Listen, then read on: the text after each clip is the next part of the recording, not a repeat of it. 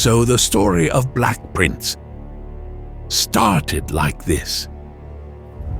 In 1975, he came to Los Angeles after Joe Weider invited him to train at the Mecca. Left immediately to Los Angeles, California, 2 paychecks, like $7 in my pocket and 2 paychecks. Got to Gold's Gym. I walked in. I said, I'm coming here to train with the Weider boys. And I showed them the letter, and everybody started laughing.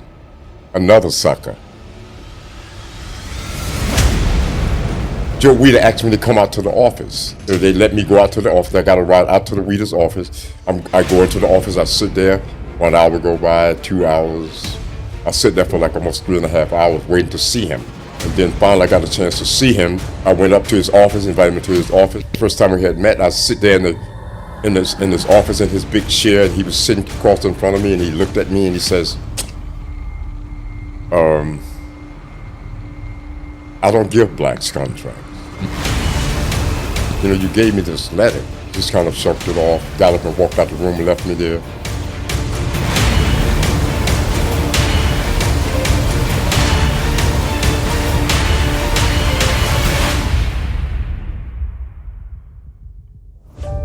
Annalise Light was his secretary. And she said, Mr. Robinson, I mean, you have to wait downstairs after that little short meeting. And so I went down the stairs and waited for another 3.5 hours till it was closing. And then she came to the stairwell and said, Mr. Weider just left.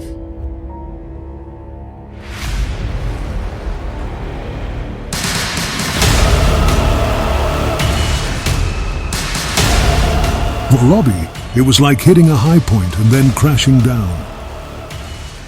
It was a real letdown, making him think, oh man, what did I get myself into?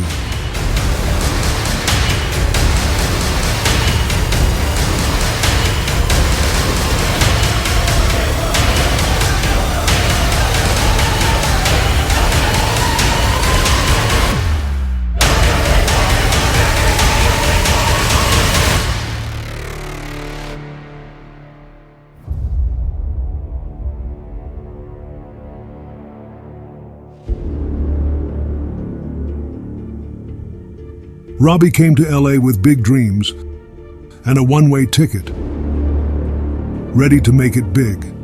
He was at the Mecca of bodybuilding, excited to be in LA, and met Joe Weider. At first, it felt like he had reached the top, but then things took a downturn, and he started wondering what he had gotten himself into. But then he got a photo shoot, and just like that, he was on top again, with the whole world knowing his name. I got a call from Gene Mosé, who was the Weider photographer. He said, Joe Weider want to get do a cover shot of you. That changed my life, right there. All of a sudden, I'm on the cover, expressing this incredible physique for them in a sense. And from that point on, I started getting exhibitions and seminars all over the world. All of a sudden, I'm like getting calls from countries, Belgium and Germany and Latin America countries, Argentina, and they wanted me to fly to these trips. And I'm thinking like, I'm feeling like a superstar at this point.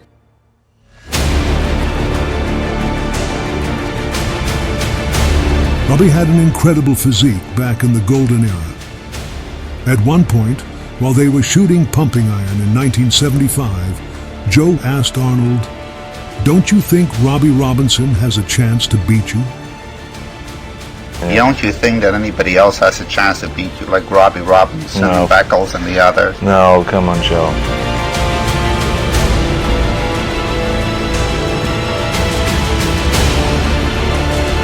Wait until South Africa and Pretoria and we'll all know who's the best. Yeah, but wouldn't you say that Robby has to go first through you and Ken Waller to get to me? Oh yeah, definitely. I mean, how can you make the fifth step of the ladder when you didn't make the first? They gotta beat me and then Anna. I think that Robby's gonna be the great black hope.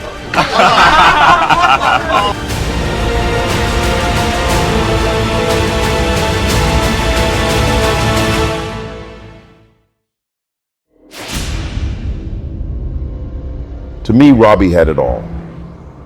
The shape, the balance, everything.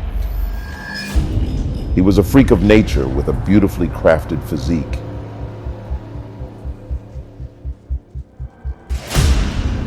When Robby came to LA, he was completely natural.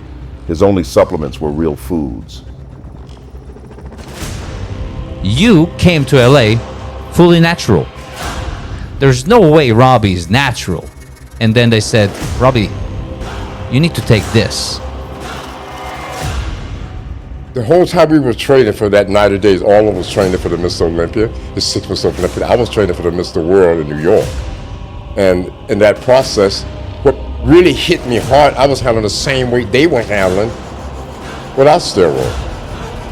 And it amazed me. I was thinking like, wow.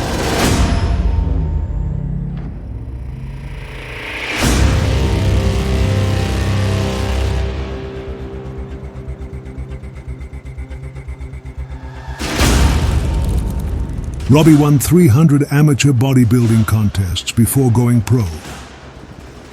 He's got an impressive list of titles: Mr. America, Mr. World, Mr. Universe, Mr. International, and Mr. Olympia. He also won the tall class Mr. Olympia and the heavyweight class at the Night of the Champions. Robby made history by winning the first Masters Mr. Olympia in 1994.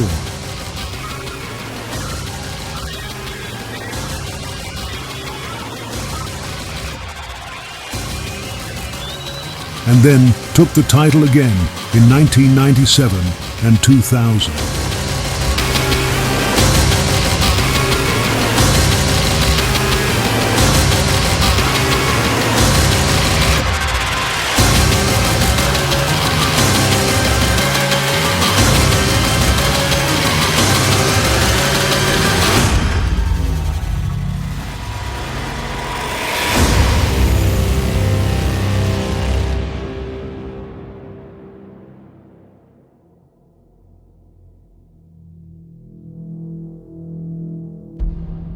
One day, Robby received a letter from a young fan asking, "Hey Robby, do you use that product?"